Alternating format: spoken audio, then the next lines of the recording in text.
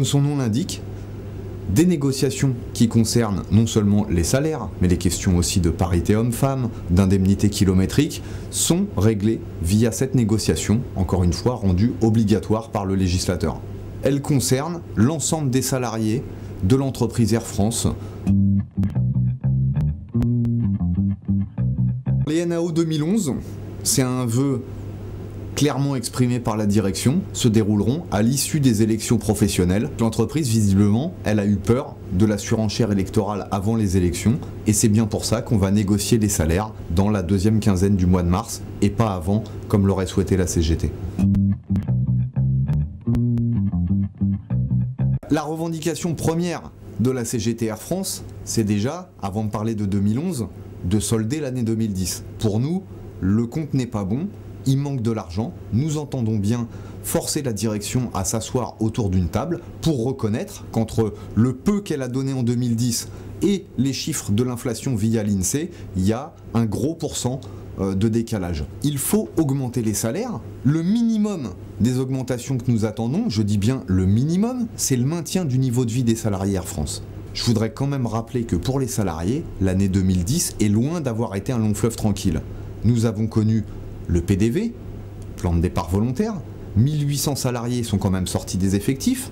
On a des services qui ont été profondément bouleversés par le sous-effectif, avec des salariés qui sont restés et à qui on demande plus qu'avant pour continuer de faire tourner le service.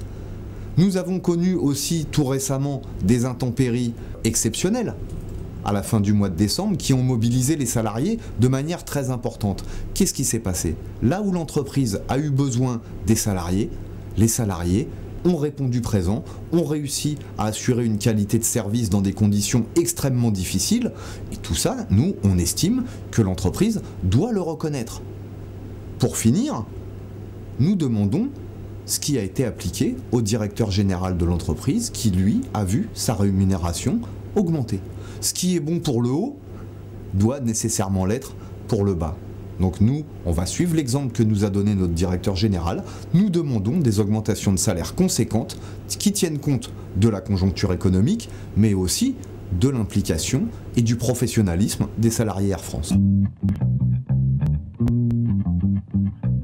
En 2008, à l'appel de la CGT, certains secteurs se sont mobilisés fortement, massivement, et nous avons obtenu des avancées concrètes. Bien sûr que c'est possible.